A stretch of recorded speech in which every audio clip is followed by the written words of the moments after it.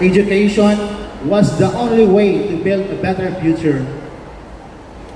There were days na sakit na kaya kong tiil, ilakaw, di maayo ang panahon, kay mag-ulan, usahay, but I never feel that I have to give up. I was reminded that myself, ang kadalakang nako, are those steps closer to my dreams.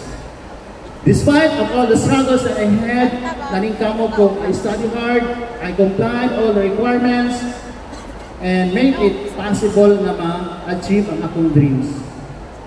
And to make it to the story short, ako ra ang taga-barangay na ni-graduate sa high school in the town proper as a class valedictorian.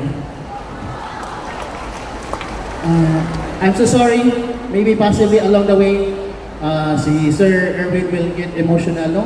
Because I am talking now my own experiences. Sakit kayo, handumon ang kagahapon, labinag. You will be thinking now how those hardships came and how those hardships mold you to become what you are today. Now, another challenge was entering college. Because entering college was too difficult